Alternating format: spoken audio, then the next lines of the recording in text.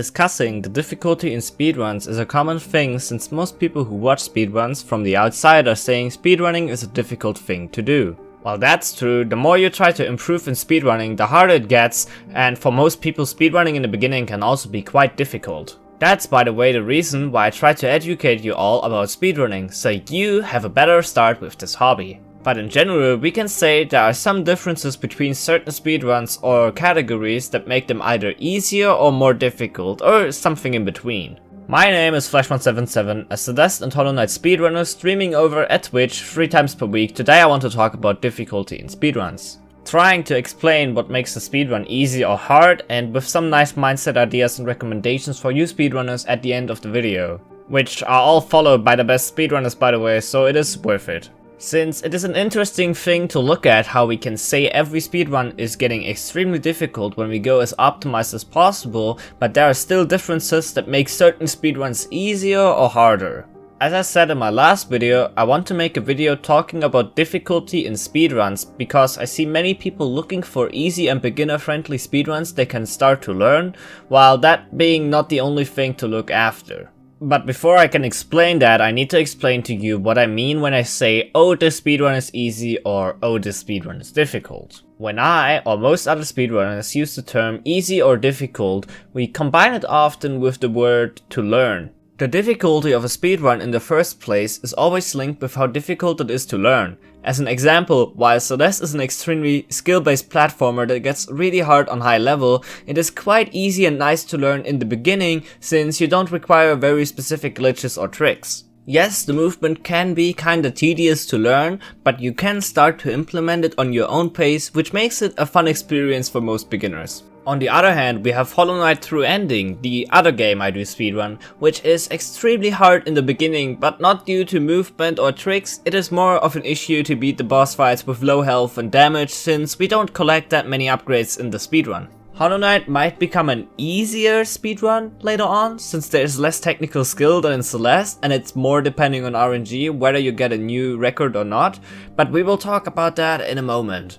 That kind of difficulty I've talked about, the to learn difficulty, only affects really one thing in my opinion, and that is how long it will take you for your first speedrun. An easy speedrun, like Celeste, you can start to speedrun right away or with little practice and you will already see results. Games like Hollow Knight take a lot of practice before you even beat all the bosses once under speedrun conditions, taking even more time to get consistent at them before your first run.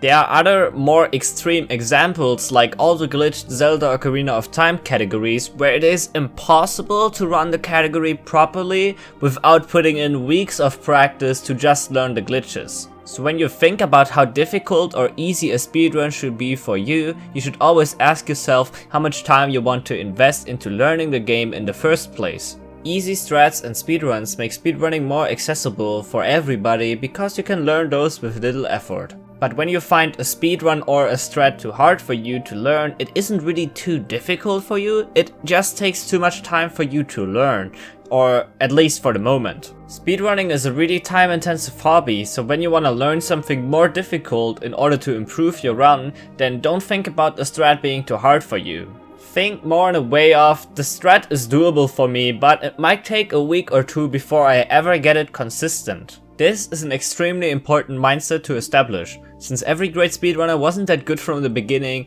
they just were never too shy to learn something harder and more time consuming. That is definitely something I learned from interviewing runners in my podcast, since those people share all one thing: they have the dedication to grind out minor things and never stop. And this is literally the difference between a good runner and a great runner. They never think something is too hard for them to learn and they always want to put in as much time as possible. By the way, that's the number one reason why I am just a decent Celeste runner and not a great one, in my opinion. Since I never put in a lot of time to learn the really good strats, but I know as soon as I do that and stick to it, I can become one of the best. And believe me, after enough time and optimization, every speedrun becomes insanely hard and there isn't really a difficulty difference between different speedruns, in my opinion. When you are now looking forward to find the right speedrun for you, I can only recommend my recent video talking about that exact topic. After you learned now all about difficulty, it should be a helpful video for you.